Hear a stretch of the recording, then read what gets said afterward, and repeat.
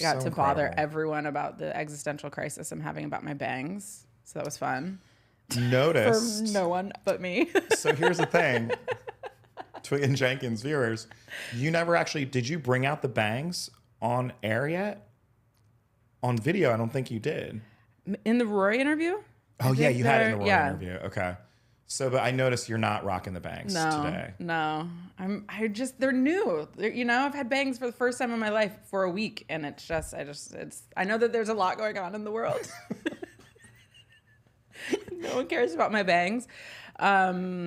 But when surrounded by people that I love, like I don't care about validation from strangers, but when the minute I needed you to hold my hand a little bit about my bangs. I love Twigg's bangs.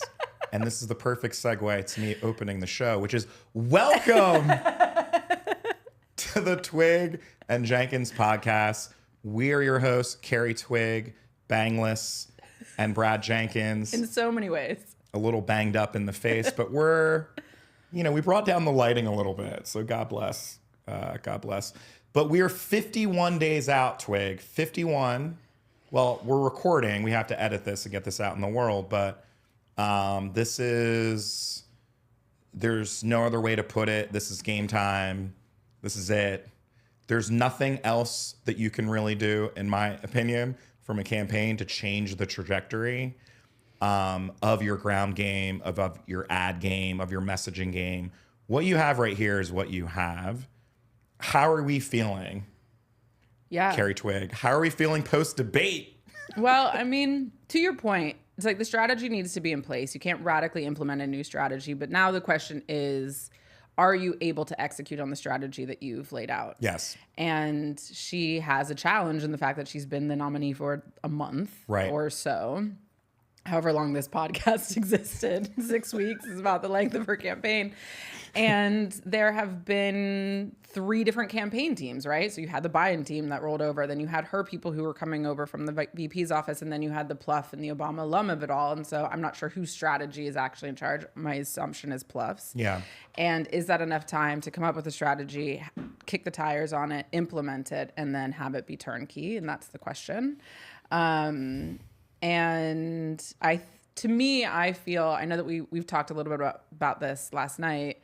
I feel as likely that we lose as it is that there's a 300 electoral vote landslide. Like it just feels so up in the air. Wait, landslide in our favor? In our favor. Oh, like interesting. I feel so uncertain about what's going to happen. That it's like, to me, it's as likely that we lose as it is that she like runs away with it and dominates because it's so volatile. It's so volatile. And there's the campaign, sort of the perennial annual campaign mythology around an October surprise. Yep. So it's like, we still have a big month where a lot can happen. A lot 51 can happen. days in election time, it's like dog years. Like that's so long. Something wild could happen, right? We're coming up on the anniversary of October 7th. We have a vice presidential debate. True. It doesn't seem like we're going to have another debate, but there's maybe a possibility. She's going to get out and do more press. Who knows what he's going to do? So there's still a lot that can shuffle the cards. I don't think that they're going to debate again. Yeah, That's my probably take. not. He's so delusional, and he just keeps saying that he won, which is hilarious to me. Which, if you actually believed you won, you would do it again. Then you're two for two. Like, give me a break. But no, it's a good point. There's plenty of time. And speaking of time, we should go to the polls. The polls have been, Twigg and I have been doing this every Twigg and Jenkins podcast, been going through it. They've been quite controversial in the past week or so, which we'll get to. But we've been from day one of the Twigg and Jenkins podcast, which has literally been like 30 days or something. Yeah. Since day You're one, a long time political we've been advisor, consistently focused on. We've been using the Real Clear Politics average of the polls. We feel like that's the most fair way to take a look at it, and it's so close. It's never been this close since you and I have started this podcast. So in Arizona, Trump is up 1.6. In Nevada, Harris is up 0.6. So she overtook Donald for the first time. Wisconsin, Kamala's up 1.8. Michigan, Kamala's up 0.7. Oof. Pennsylvania, she's up 0.1.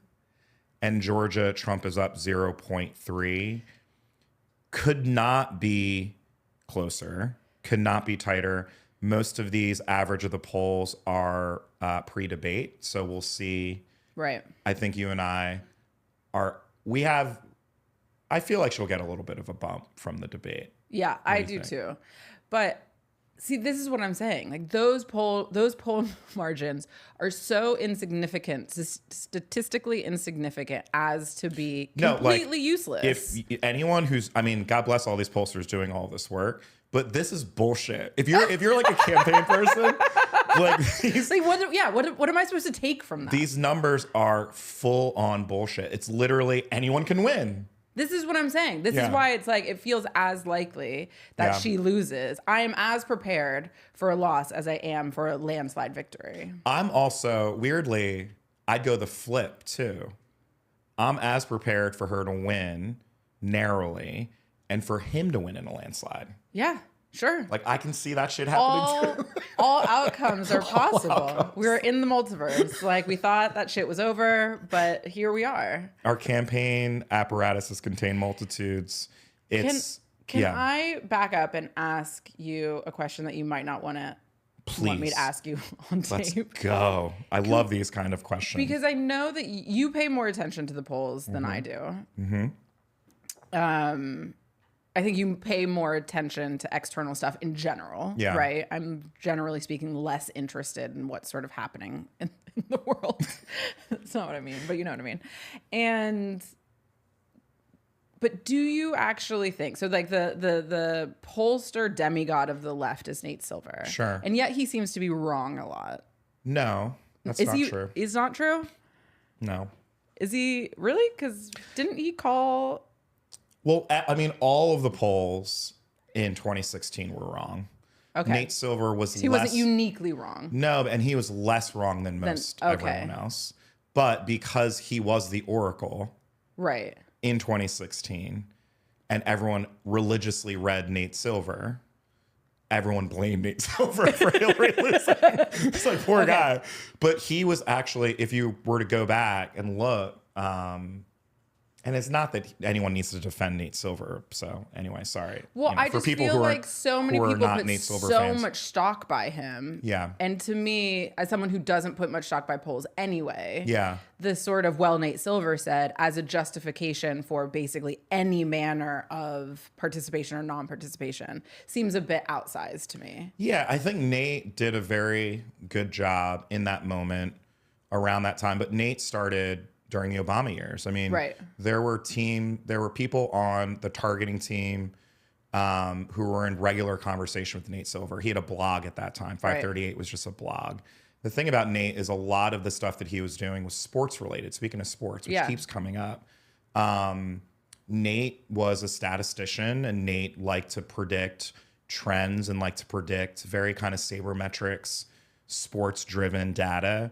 And he was applying that same data, those kind of probability and data sets to campaigns in a way that was unique at the very time. Unique at the time. Right. Like no one was really looking at campaigns and politics that way. People would just look at a poll and that would be it.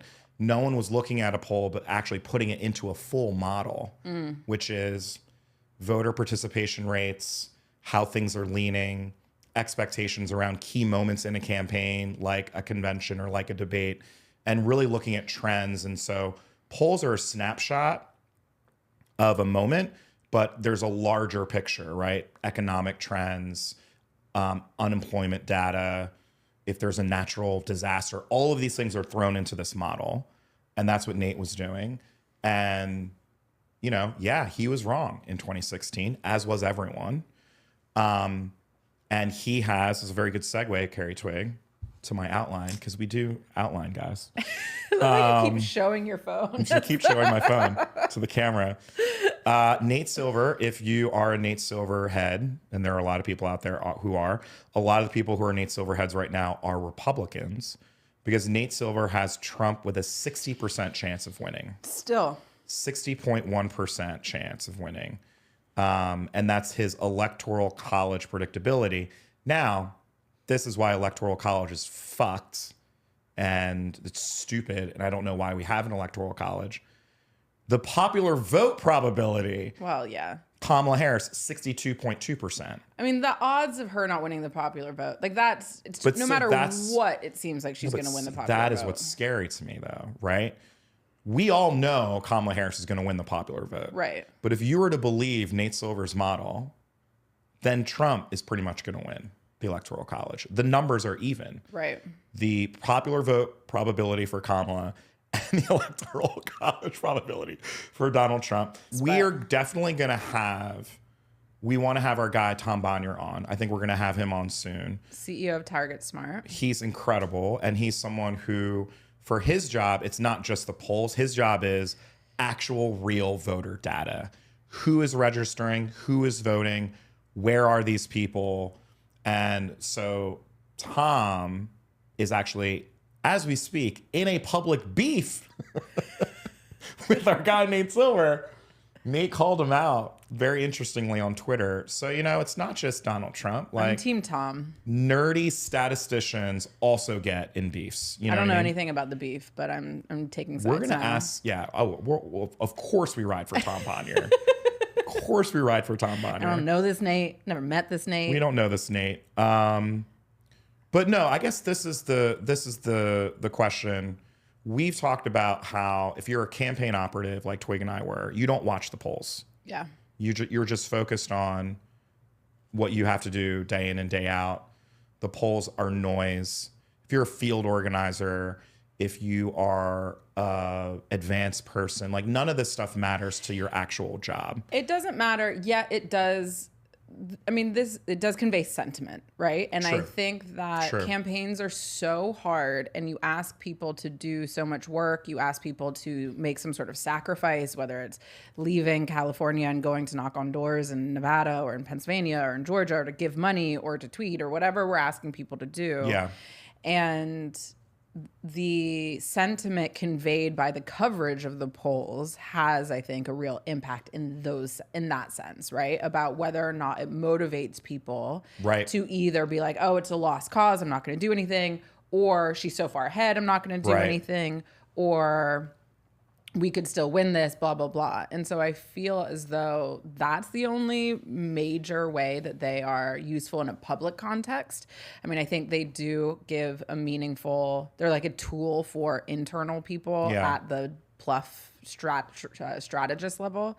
But otherwise, it's really just like, again, is it feeding into the narrative that either you're the underdog and need everyone's help, and then therefore people rally to some sort of collective purpose, or not, You bring up a really good point, which is funny.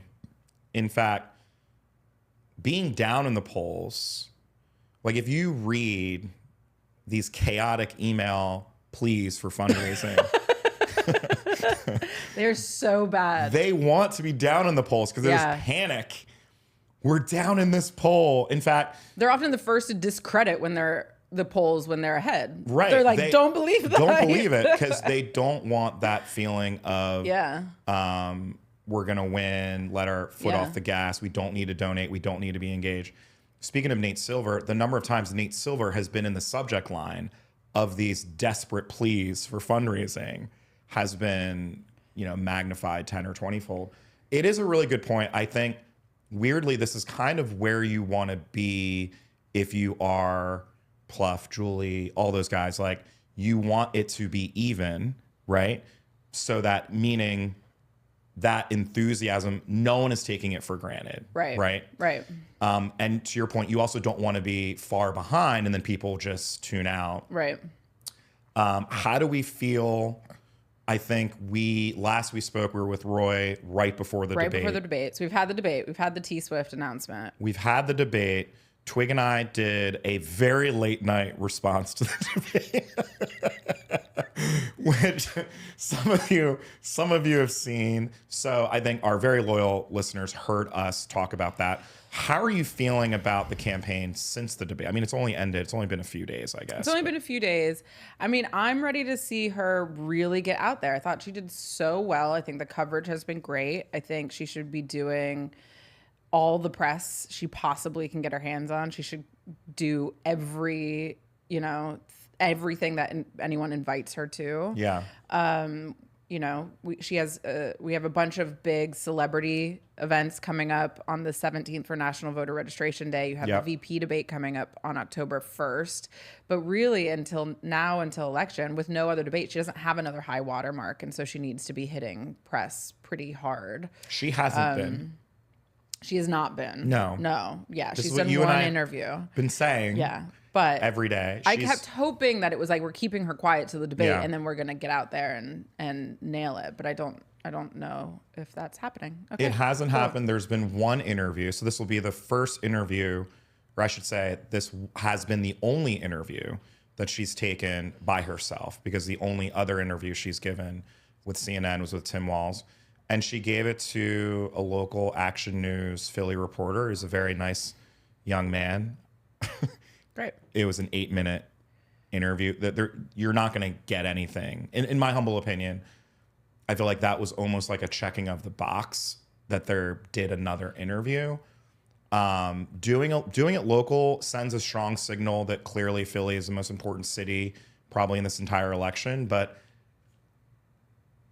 we beg of you, all just of our to friends, do more. just put her out there. Even if she does more regional I think that's fine. Yeah. But there just has to be more volume. Yeah.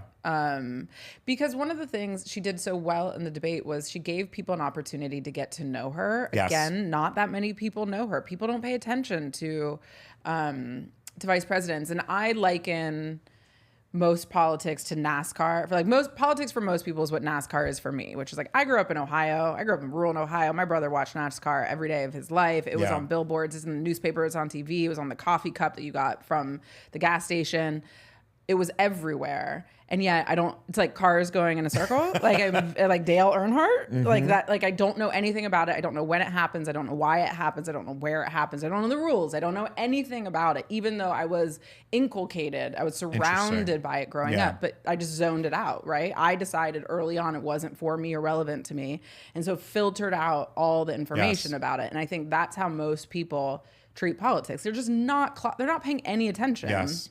And so the debate numbers were huge. There were a lot of people that watched that debate. But they were watching for the first time, right? And so she did such a good job in the debate of giving credible answers, of demonstrating her personality, all that sort of nonverbal signaling that you have to do to give someone a chance to get to know you, while also weaving in her biography and I did this and I've done this and like this is how you can know me and this is the type of person and president I will be. But she has to continue to do that.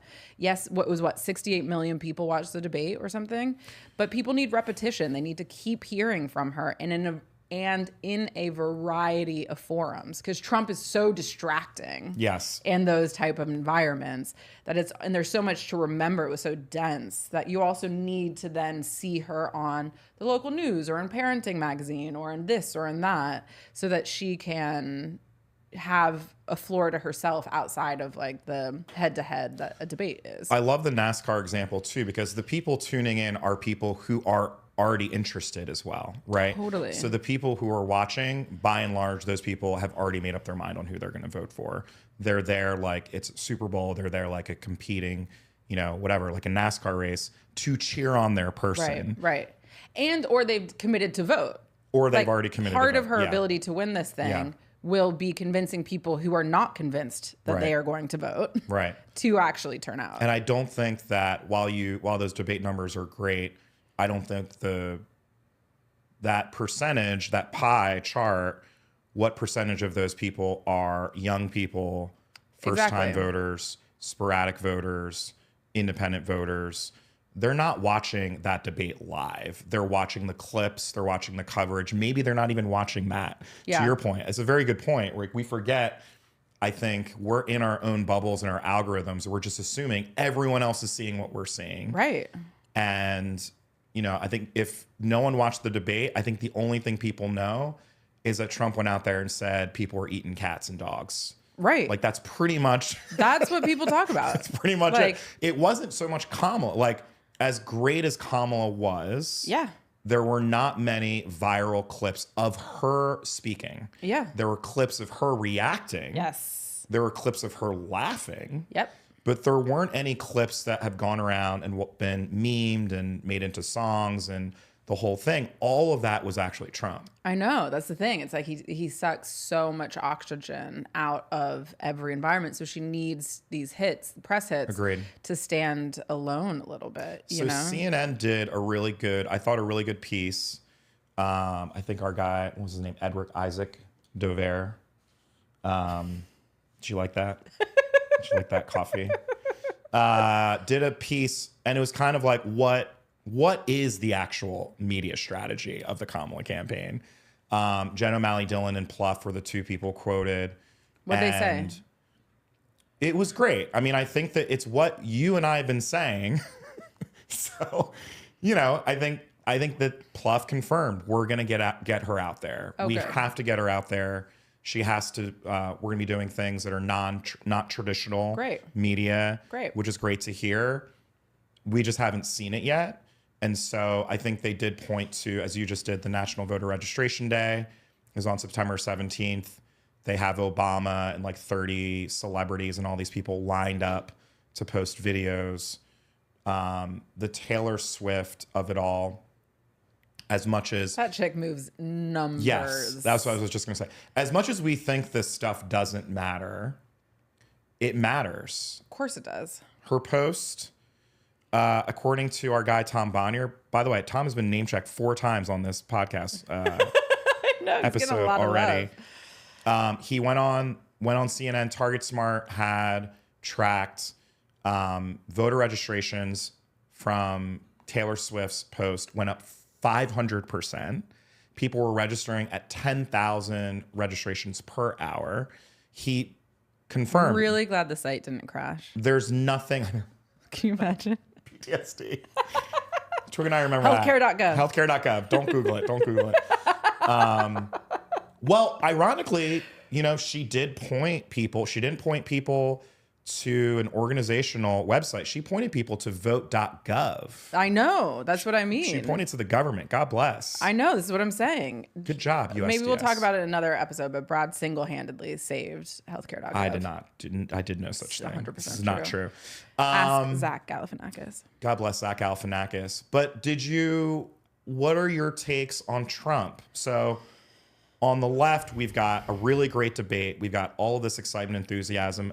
Every single sort of dialer said that she dominated Trump in this debate. Yeah.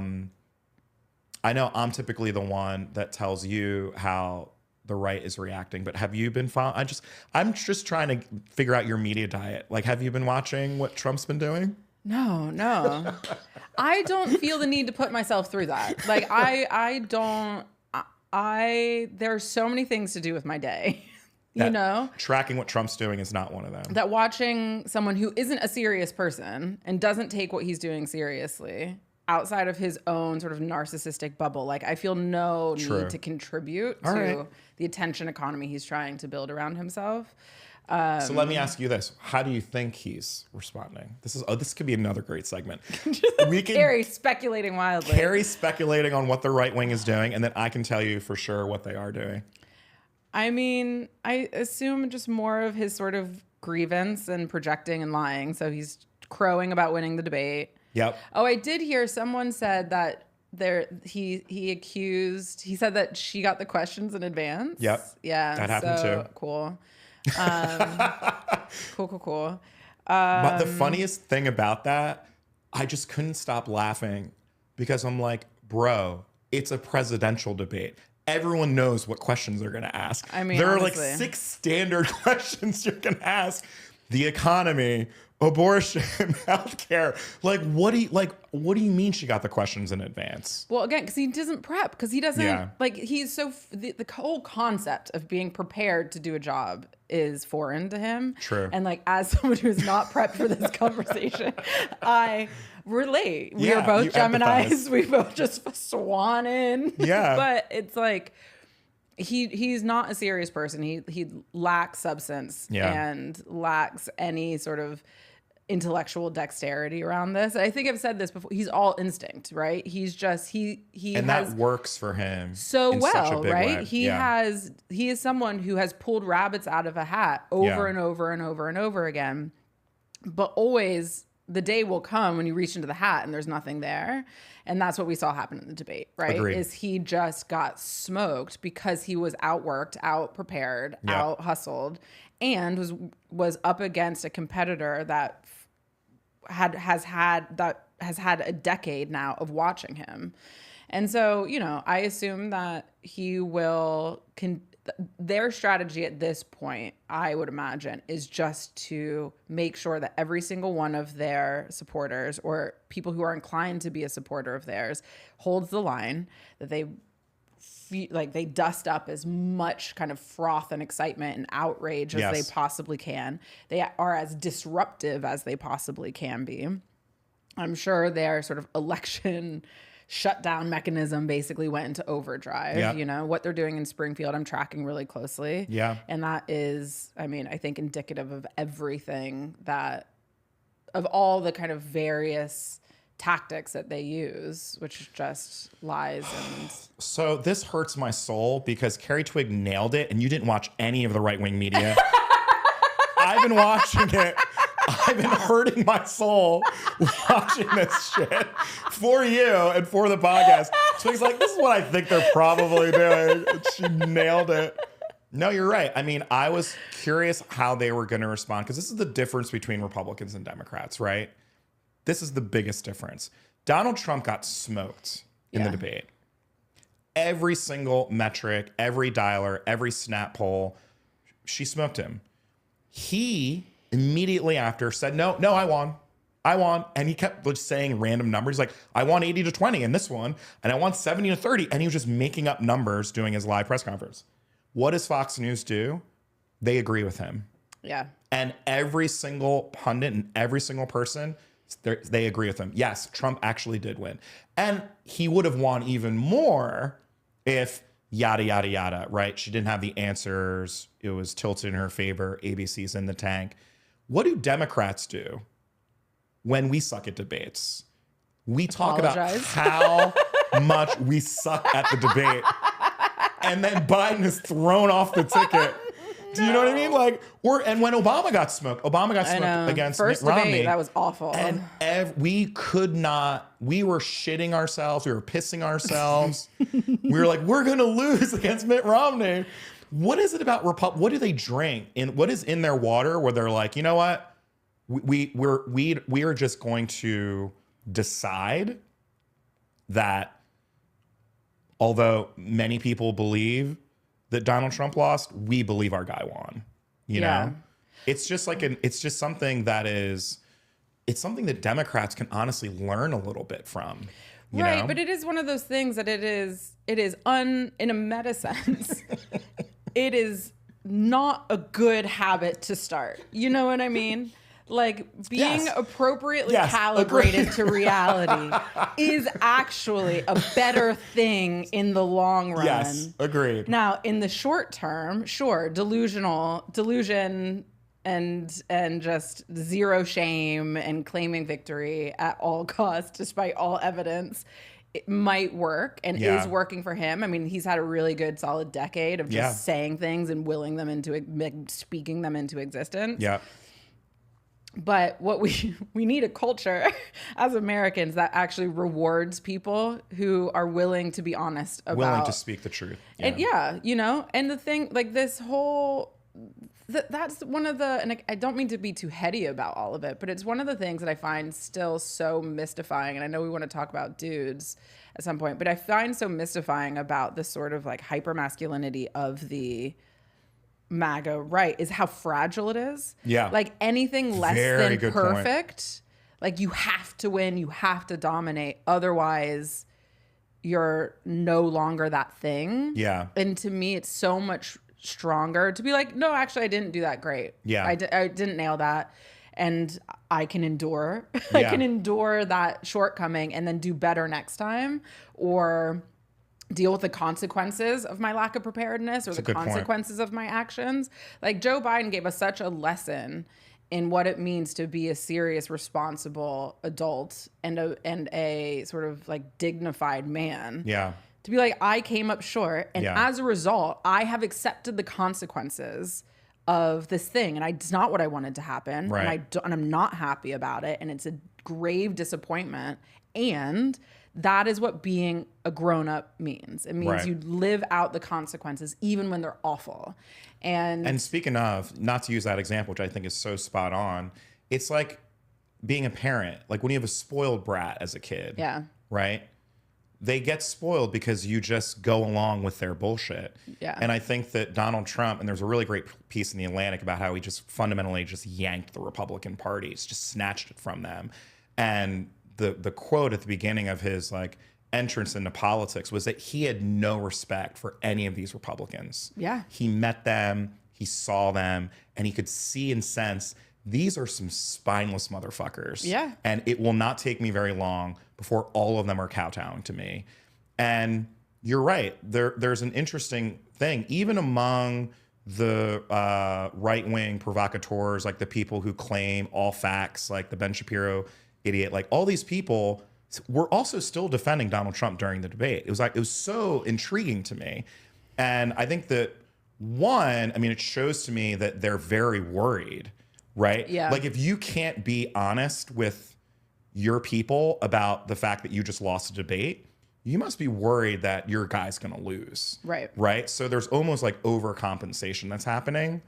The other thing that I found super interesting was Republicans were trying to, not just Republicans, the entire right, double down on the eating of the pets. Fully double down on the eating of the pets. So the left thought that this was just hilarious. There have been songs, there have been memes. Eat the cat. Eat the cat. Eat the cat. You and I should just start doing the meme dances in between our podcast segments. Can you imagine how bad Just eat our the cat. TikTok dances would be? It'd be amazing. Tag Sadie. The left just, again, as you can expect, thought it was hilarious. Yeah. The right, what do they choose to do? Double down on it and say, no, they are eating the cats. They are eating the pets. And every Fox News segment, the number of sheriffs that they interviewed, the number of people in Springfield, Ohio itself that they interviewed this past week since the debate, to the point where folks like John Legend, who we know John is from Springfield, Ohio, took to Twitter and essentially was like, look, I'm from Springfield, Ohio. Yeah. This kind of racism and hatred is very dangerous. Yeah. It will have real consequences to real people. Yeah. So I'll give some context for this whole thing, because it is both really funny in this absurd thing, but it is also such an example of how when we nationalize local news stories, they like this profound distortion that happens, right? So I'm obviously from Ohio. My whole family is in Ohio. And we're like personally involved in a certain way in this particular scenario. But so last year, in the wake of the coup in Haiti, in the wake of all sort of the troubles in Haiti for stemming back, the instability in Haiti for stemming back decades, really since the 1800s. We'll get into that in another time. But 20,000 Haitians were granted refugee visas to leave Haiti and come to the United States. And as often happens, always happens when we grant large scale kind of refugee programs, we try to keep everyone together, right? So you can keep families together, you can keep communities together, and you choose a region or a city, a place in the country that needs a population. And John Legend spoke really well to this, of cities that like have massive job vacancies and places where you can resettle an entire population and help a town actually rebuild. And so Springfield, thanks to a lot of the Inflation Reduction Act dollars, has all these massive manufacturing jobs and all these jobs that they needed to fill and they didn't have a workforce for. So they go to Springfield, Ohio. Last year, a Haitian man was driving and hit a school bus, and a young boy died in that car crash. And it was devastating, that poor family, to lose a child in a school bus accident. The driver had not been drinking or anything, but like it was a car accident, right? He has since been sentenced to 9 years in jail for involuntary manslaughter. And so that all unfolded. 9 years. 9 years. Which is never brought up because they keep saying he was not held accountable. Again, I was watching he's going Fox to jail. News. So, he's going to jail for a decade. Right.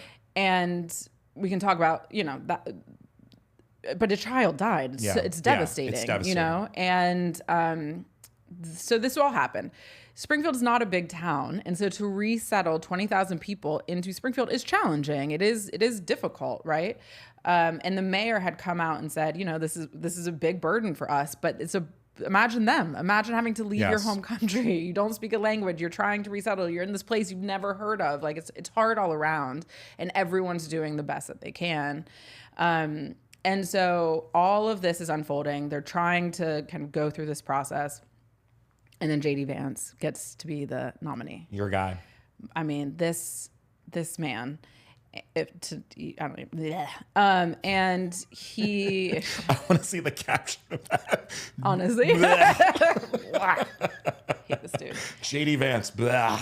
And he picks up on this and starts tweeting about this man and this accident and this poor boy and this poor family.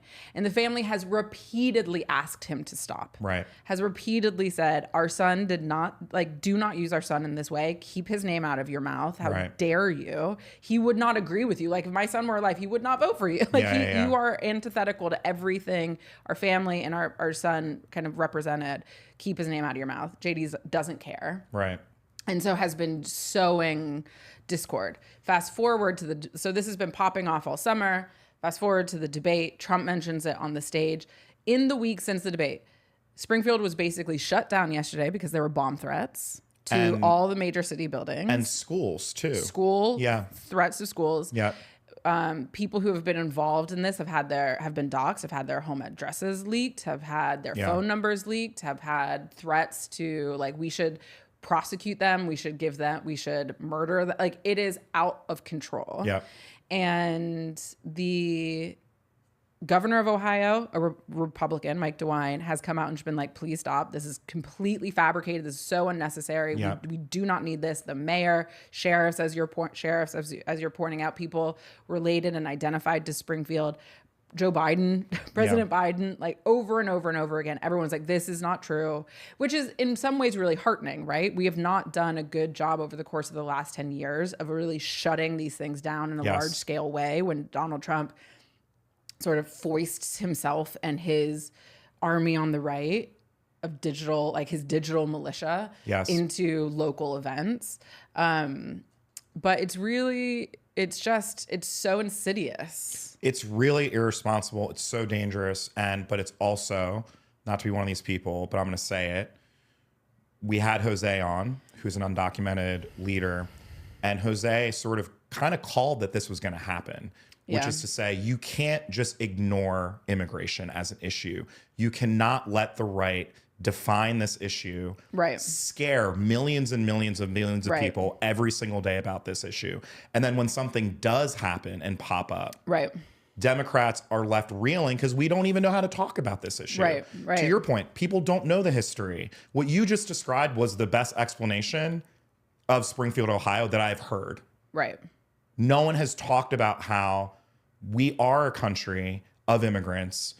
We should be excited. We should be thinking of ways to, when there are these, again, awful refugee issues, how can we revitalize towns? How can we build communities? Absolutely. We shouldn't be afraid of having these conversations.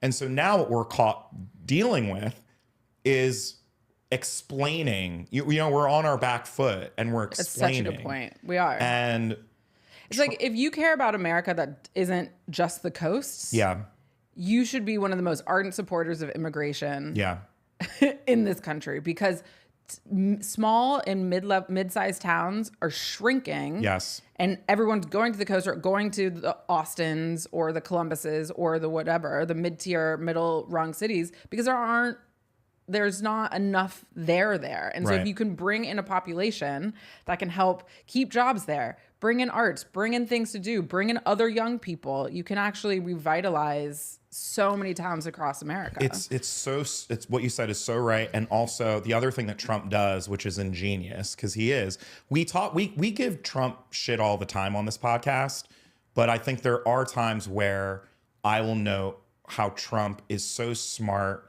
at spreading rage. Oh, yeah. And what he's doing now, so you'll notice he gave a press conference in LA a couple days ago, and he conflates the way that he uses language. He was referring to these Haitian migrants who resettled as illegal immigrants. Oh, yeah. Totally. They are not illegal immigrants. Yeah.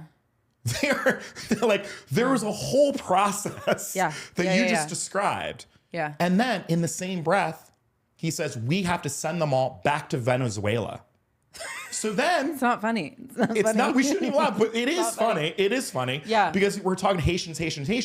And then in the next sentence, he said, we have to send these Haitian illegal immigrants, they're not illegal immigrants, right, back to Venezuela because these Venezuelan gangs. So again, it's just this broad brush of it's like escapism, scapegoating, and there's no other way to put it. It's just race baiting. Yeah. That galvanizes his side.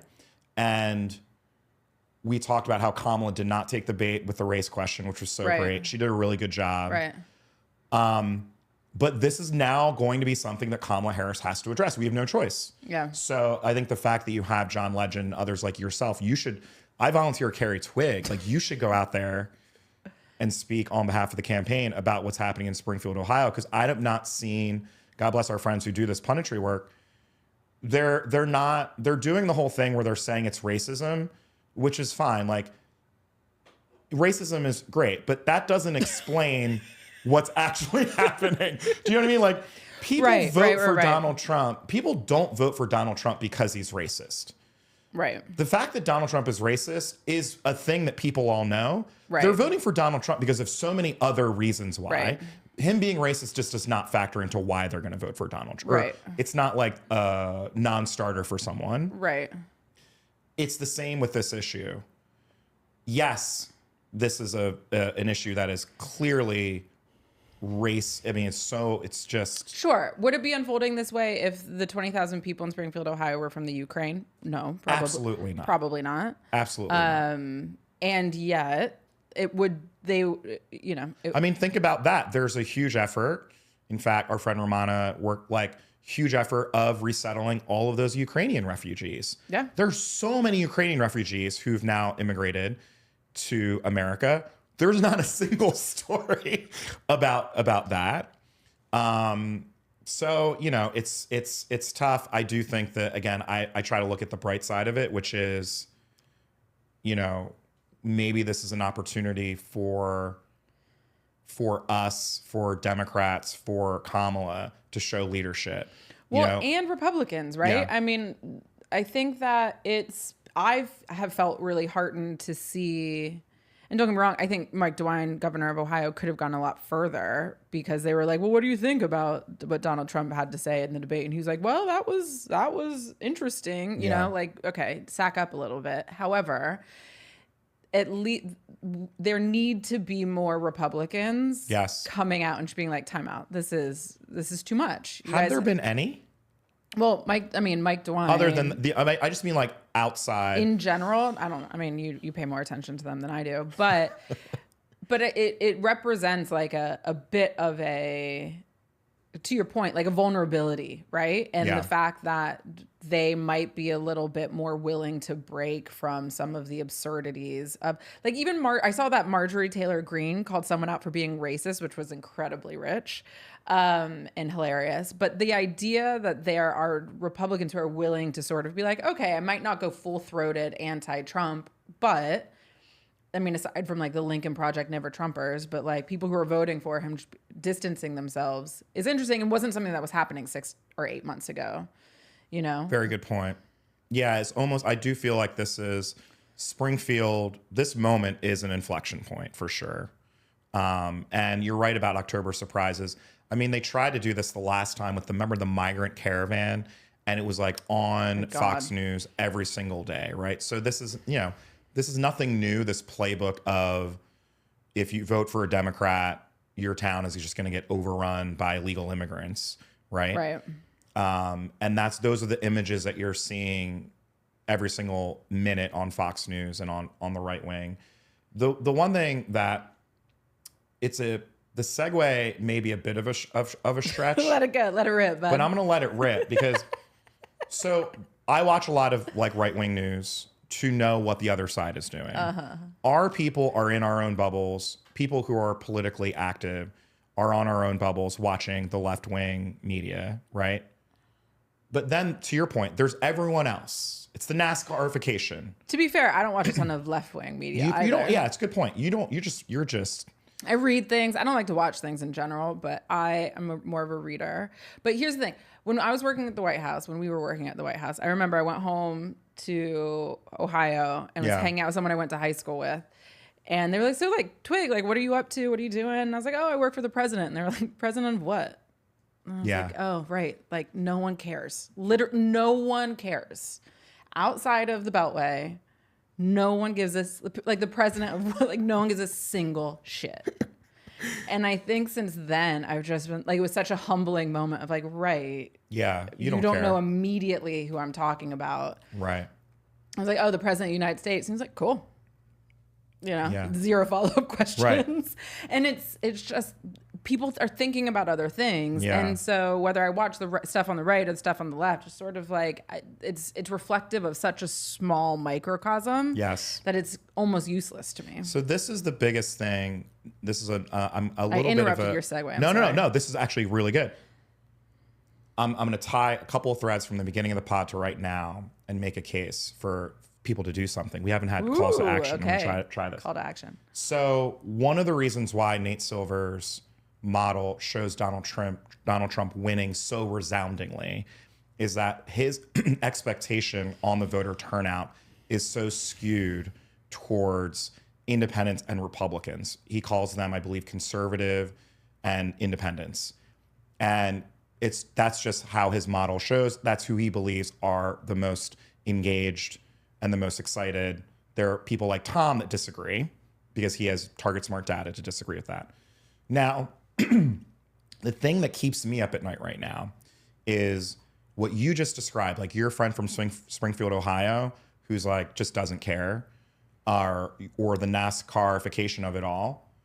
That segment of the population right now, because of algorithm, there's a huge change in our algorithms.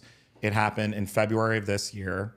It was in response to the war in Gaza. It was in response to images that were coming out of this war and people questioning whether these images were real, but also it was such a force on the internet. It dominated everyone's algorithm, right? Because these were horrifying images, carnage of war. Yeah. And,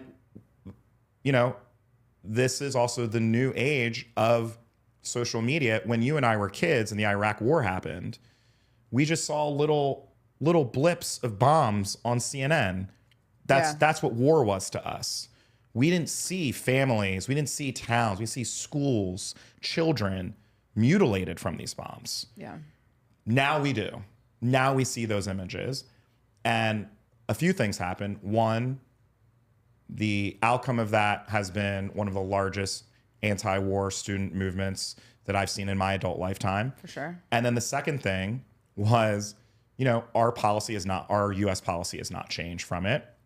And so there's a huge sort of, fight in the public square over what the Biden administration and what Congress should have been doing. And so Meta, so both, Instagram, Facebook, all these properties made the decision in February to change your default settings on Instagram. So every single American, I'm gonna pull up your phone, every single American on Instagram, your settings have been changed to limit political content from people that you do not follow. So people that you follow, you're still getting that content, although some will argue that that's not even true. But if you don't follow someone who is posting content about Gaza, posting content about reproductive freedom, posting content about this election, you will not see that content in your feed unless you go to Instagram, go to your preferences, change it to, I do not want my political content limited. And the thing that worries me is that when we kept saying Kamala needs to get out there more, Kamala needs to get out there more, if you look at the huge uptick among young men for Donald Trump, it's a 25-point swing in 3 to 4 years. And a lot of what Trump is doing is he's going on people like Logan Paul. We've also talked about this before, but he's going on Logan Paul. He's going on Aiden Ross. He's going on Theo Vaughn. These people have 40, 60, 70 million followers. And those people, Logan Paul does not talk about politics. Logan Paul is a Logan Paul. I'm not going to say anything disparaging about him. You know, he's a fighter, a wrestler. He's a boxer. He's a, you know, he likes to go to Japan. I don't know. He's a guy, right? Jesus. Logan Paul's a guy. And the number of people that are seeing Donald Trump because of Logan Paul, we can't compete with that unless we have an actual strategy. And so the one way we can compete with it, honestly, is for every single person. I mean, every single person in America, even if you don't like politics, should change their settings to not limit political content, because fucking everything is political. Now I'm getting fired up. And here's the thing. That's exactly right. So as you were saying this, it was like the thing, I actually could detect the difference in my algorithm when this all kicked off. Right. Because it went from, I had my algorithm pretty well trained to like Beyonce videos, politics, and surfing videos. Like I was very intentional about what I liked and what I spent time in. Totally. So that my Discover page was actually useful to me, right?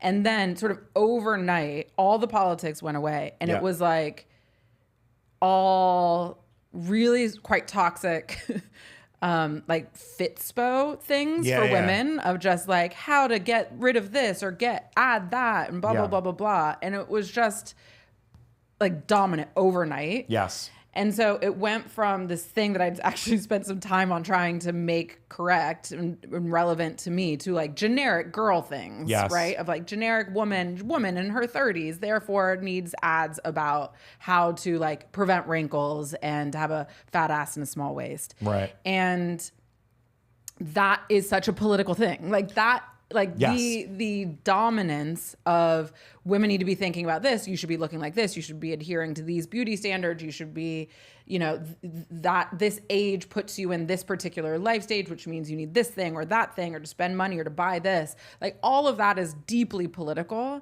and has such meaningful implications for maintaining a status quo that is not working for millions and millions and millions of people, of everyone, not just women.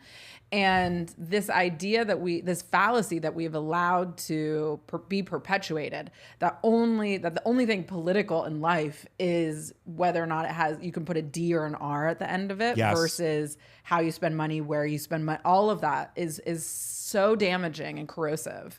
And it's also the worst part, right? That's the other part. I think the fact that Instagram or Meta or whomever gets to decide what is political and what isn't.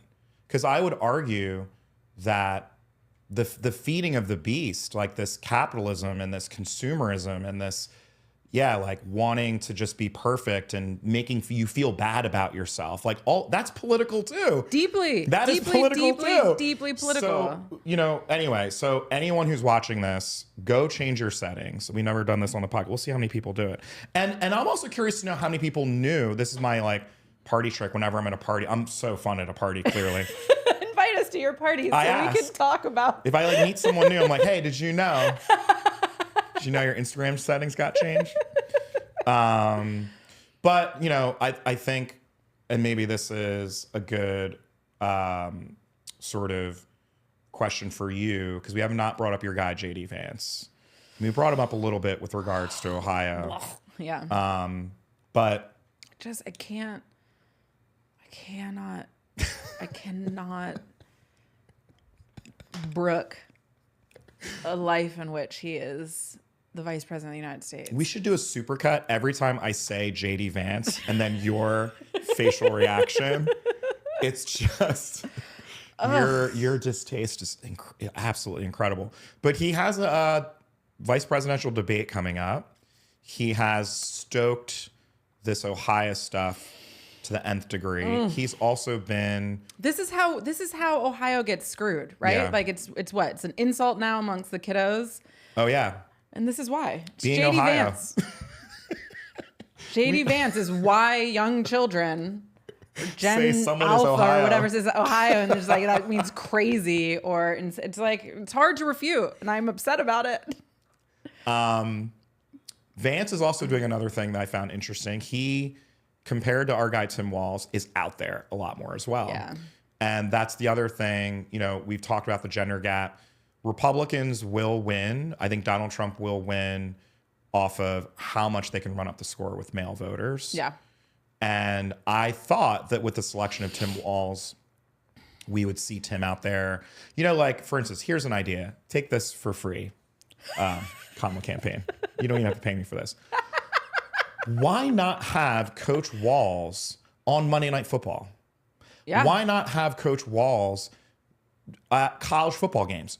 Every one of these college football games. Oh my Think about the God. Big Ten. Why is he not in Ann Arbor this week, in Michigan, when they're playing? There's Yeah. a game right now. Why is he not in these battleground states where that is where men are watching? That is where men are hanging out, congregating. Good call, man. And he's a fucking coach. Tailgate with Tim. Tailgate with Tim. Get smashed in a parking Get lot some at 10 old- a.m. with the Yes. next vice president Are of the you United kidding States. me? Have Tim do beer pong with Oh like man, can you imagine? I was so good at beer pong. Yeah, back then. like, have OSU, baby.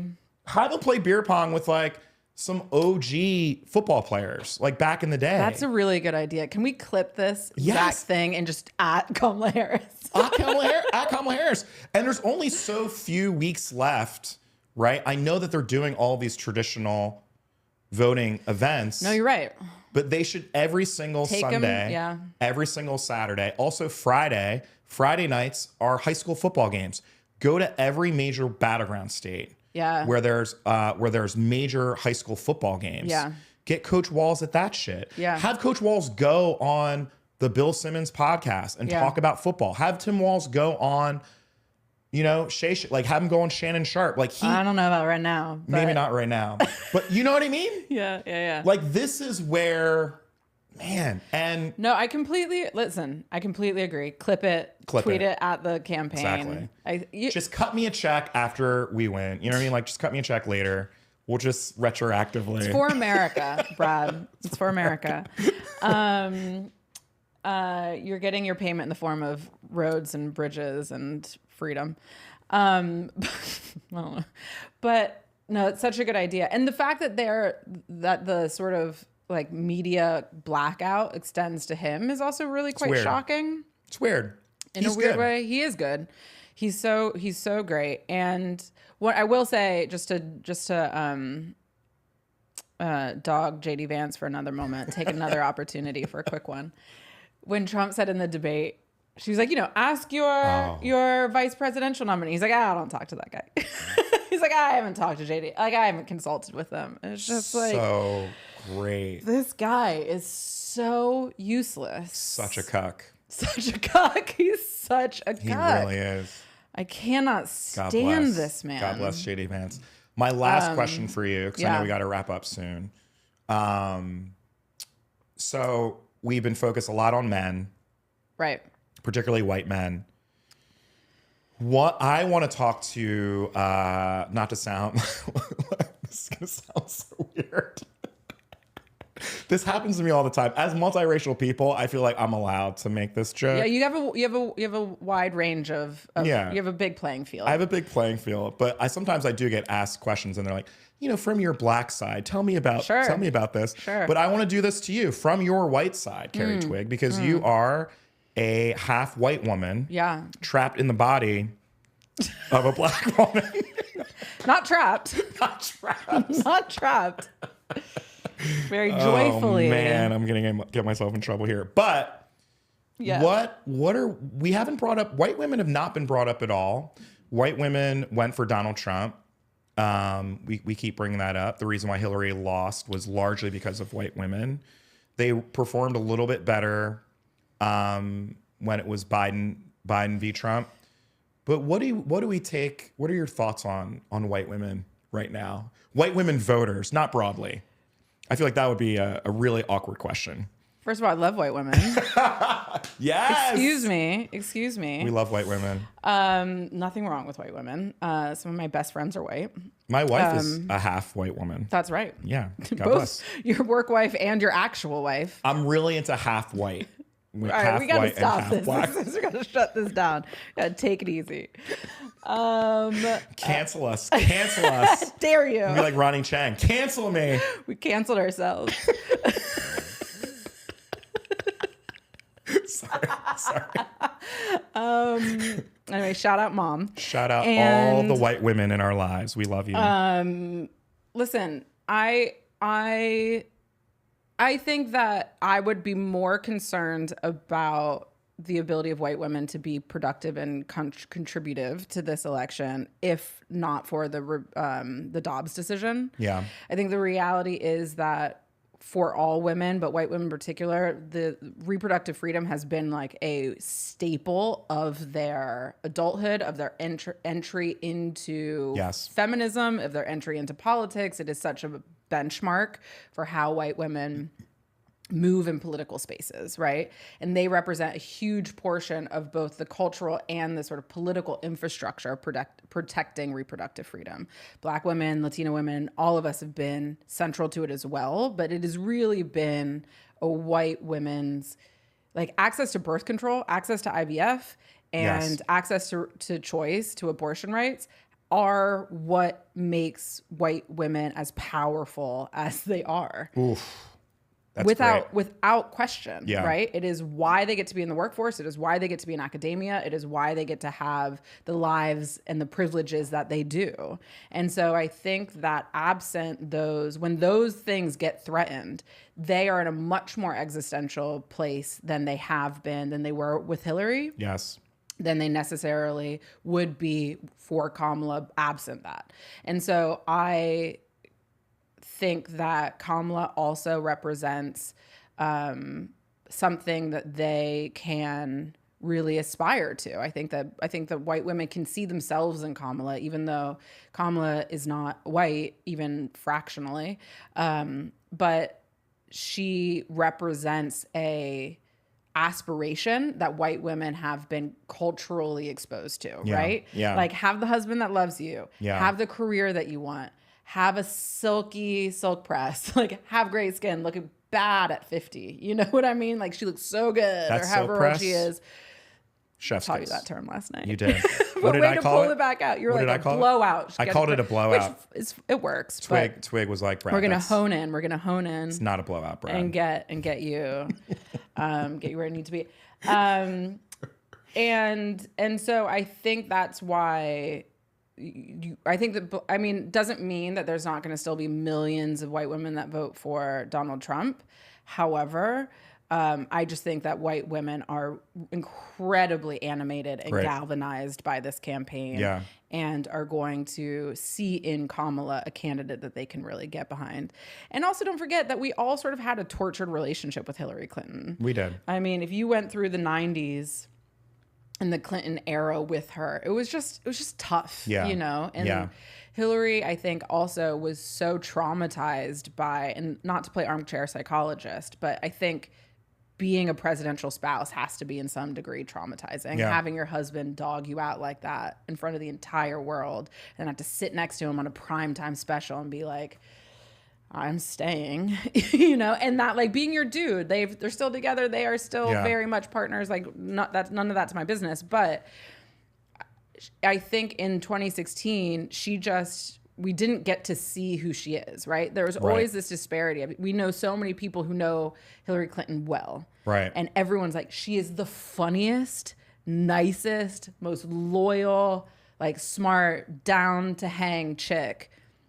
But you don't get to see any of that. Yeah. And I think because she was so like, she went through so much. And so her walls were up so high. Yeah. Fairly. I think anyone who went through the experience of the 90s as Hillary Clinton would be the exact same and just been like, y'all aren't getting anywhere near me. Yes. But it doesn't, for women voters, like it doesn't give us a chance to know her. And I think Kamala's doing a really good job and has from her first campaign, Agreed. even her time in BP, wearing the chucks, being, how she's sort of moved through her public life has given women a chance to like attach some value to her and some like recognition and bond with her a little bit. And I think that also really helps. My favorite, I take back what I said about there being no viral moments. I think my favorite moment, and a number of friends clipped it. They clipped an old interview where someone asked Kamala what her favorite curse word is. Did you see this? Yes. And so she's like, it starts with mother and ends with Yeah. Right? And then there's this moment during the debate where she interrupts Donald and you can see it in her head. Yeah. She just takes a pause. She nailed that. Takes a pause, and then of course she doesn't say the word. Yeah. But then it goes back to that clip of her laughing, and it's just like such a great clip. Right. That's the kind, like, we need more of that content. Right. That interview is from months and months ago. Yeah. There can be more of that kind of content that could be out. I'm glad that someone was smart enough to go back to the well and find that. But so if you could guess, we've not done enough betting because I feel like America loves it. Yeah. We should get like a FanDuel sponsorship. You know what I mean? Yeah. Here for that. Do we think white women will vote for Kamala Harris? Like popular vote? Yes, I think so. Okay. I do. Because 53% went for Trump last time. I think that the Republicans are so far out over their skis on reproductive, on abortion. I think they have screwed the pooch so badly. And all this flirting with birth control and IVF, like no. They have screwed themselves. I think we saw it in the midterms. I think there are going to be a lot of women staying real quiet at the dinner table, staying real quiet at the PTA meetings. True. And when they get to that ballot are going to be like, fuck y'all. Like, true. Not for me, not for my daughters. Like, how? No. We have to start a whisper campaign. Like, men, we've talked about this a lot as well, but reproductive freedom should not be a female issue. Let's just be clear. Right. The only way a woman can get pregnant is something happens. Yeah. Sperm gets involved. Why? I don't know why all of the responsibility and all of the advocacy should come from just women. To be clear, men are the ones that really benefit from reproductive freedom.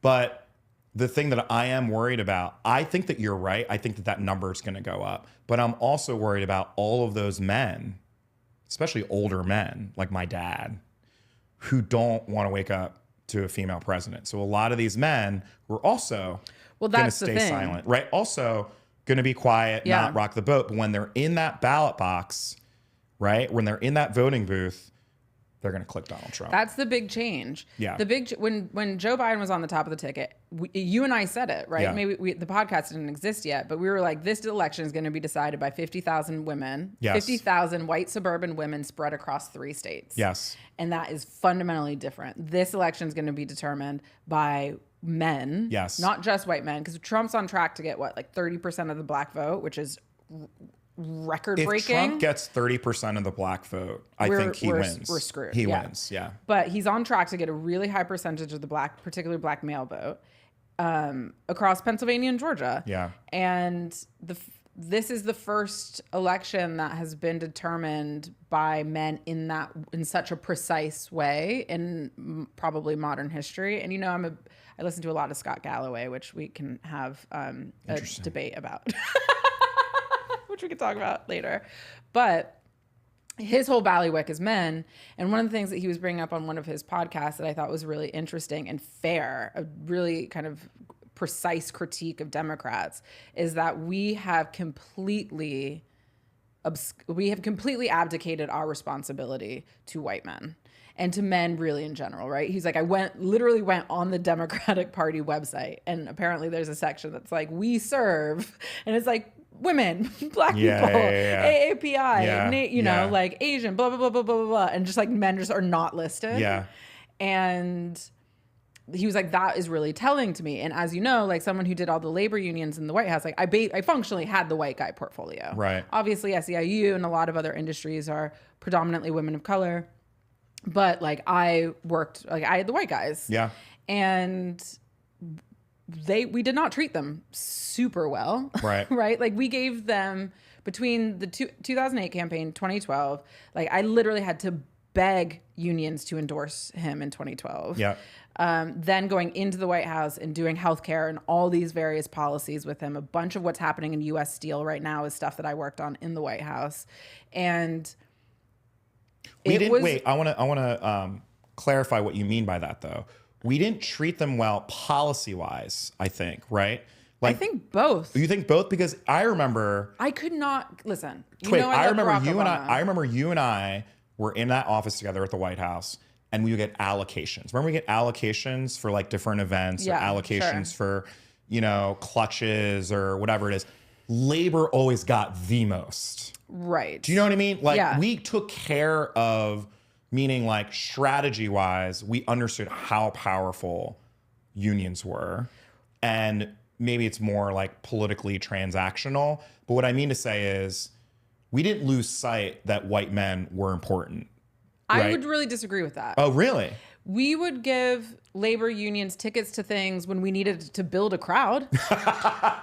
When we were like, we need 5,000 people to show up. Carri, get 1,000 steelworkers. Right. But they. So it's more just like I could not get Barack Obama to call labor presidents to save my life. Right. That is why I got so close to Joe Biden. Yeah. When I was working for the president, the president would not do it. I couldn't get it past Valerie. I couldn't get it past I could not get him to do things with Trump. I could not get him to any of them. Right. And so I would always go to the vice president. And he'd the vice be president down. would call anybody. I mean, he'll call your mom right now. And so he and I became close because I kept like waddling my ass over to his office and being like, sir, will you do this? I can't get the president to do it. Right. And he understood the political significance of what it means to have somebody from the White House that isn't me call the president of the steelworkers in Pittsburgh, call the president of the UFCW, call the plumbers and the pipe fitters, the bricklayers, the carpenters. And he knew that we were going to go to them and ask them for shit in 2 minutes. Well, that's the other part too, is like Joe knows this so well, building the crowd, but also actually organizing the whole on the ground. thing. The whole thing. Right. Yeah. And it was like we had an antagonistic relationship with them at the Department of Education. We had an antagonistic relationship with labor unions at the EPA. We had an antagonistic relationship at transportation, at the Labor Department. Like it was a really hard, which is part of why I hated Brad so much. He's literally on the phone with celebrities. And I was just like, in this battle royale trying to represent the working man. It was a nightmare. But it was not hard to get President Obama to, you know, hang out with the Roots or Common or but Trump got no way. President Height of the plumbers and pipe fitters, like give me a break. He was just like, I don't like these guys. I mean, he actually did like the president of the plumbers and pipe fitters. He's a Chicago guy, but. And mind you, they were all for Hillary, right? So on top of that, there were a lot of the senior leadership was like, no, fuck these guys. Like 100%. they didn't help us and they're still in the doghouse. And I'm like, I get it. 8 years late. Like it has been 6 years, y'all. Like I need you to let them out of the doghouse. Yeah. And then like all the deportation stuff happened. Yep. Trump puts deporter in chief up on the building of the AFL. I mean, it was a nightmare. But so that set the stage for this. I mean, even then, that set the stage for this incredible sort of hemorrhaging of working class white support from the Democrats that we never went back for. We never went back for. I feel like we should spend here's what we should do. We should spend a whole podcast on white men. I'm so down for that. You know I love a white guy. You do love a white guy. We're going to get into Carri's dating life. No, like, meaning I think Because you're right. I think that Democrats have lost the thread. We said that when we spoke to Jose. But also, even tactically, like, what would you put on the website? Like, you don't put white men, you know, like, but if why you're not? describing, or maybe you do. Why not? If we can say that we value black women, why can't we say we value white men? White men, yeah, sure. What's wrong with that? Sure. Like, this is something that I don't understand. That's our second thing of merch. We value white men. We value white men. Twigg Jenkins. That's the shirt. We value white men. You know, like, why not? Why not? Let's go, Democrats. Let's reclaim it. Why not? Especially because, all right, so think about it. You had Mitt Romney. Yeah. Mormon multimillionaire. Yeah. Like, white dudes in Pennsylvania are like, I mean, screw this guy, right? And then you have Donald Trump, who plays the best sort of like working class character you can. He's straight out of Central Casting. Let's be clear. And so, of course, you give them a home, build it, and people will come. Bro, I'm going to say something very profound here. The MAGA hat is "We value white men." Like, make America great again is that is what that is. Yeah. And the fact that we can't even put it on our website. We won't even say it. We won't even say it. It's crazy. And yet, we elected Joe Biden. We elected Joe Biden. And it's like one of the last white men, like one of the truest white men alive. White men. It's the last one. One of the last white men in professional politics, at least for Democrats. So we've got Down on Your Dick. That's our Down first on Your shirt. Dick. Down on Your Dick, first shirt. Merch. We Value White Men is our second shirt. Who knows what our third shirt might be? Time will tell. Carri, Twigg, what are you looking forward to? We got to wrap this up. This has been fun. This was like this LA trip. So I'm in LA because I have to go to Alaska for a shoot for this Native American thing. Bro, you're going to Alaska for 2 days. I know. I'm going to Alaska very briefly for this shoot. Don't tell our next guest, climate scientist Ayanna Johnson, that I'm flying that far for a shoot that lasts 2 days. We'll just beep. Yeah. Anyway, but this was so much fun. What should folks focus on? I think the big thing, change your Instagram settings, and then the second thing is National Voter Registration Day. Double check your registration. Yeah. Registration windows are closing across the country. And even if you think you're registered to vote, do it anyway, because if you've changed addresses, that mucks it up. You got to re-register. You just never know. Sometimes these board of like registrars just mess things up and people get thrown off of rolls. Well, and there's a concerted effort too. There's like a concerted effort to diminish people's ability to vote. So especially if your name is like Tyrone or or Latanya, like if you have a certain kind of name, your name may have been Third piece of merch. Tyrone, check your registration. Check your voter. You live in Georgia, but he's probably voting for Trump, so maybe not. No. Oh, that's the last person. That's the other person. So if we're gonna have the white male, maybe Mikey, check your voter registration. If we're gonna do the white male pod, we also have to do the black man pod, and we got to have my dad on. I would love I've never met your father. I mean, he loves Trump. Yeah. He loves him. So it's going to be weird. So interested in that. Yeah. He told me to lock my doors. Well, it's not entirely terrible advice. No, I mean, he just means in response. Because of immigrants. Yeah, because of the immigrants. Yeah, that's tricky. The immigrants are coming. We love you guys. We'll be back soon. I think Twigg and I may also start doing some more Zoom interviews with some of our friends and people out there in the world. If you guys have ideas of guests you like for us to have on, let us know. Hit us up. Great. Thanks.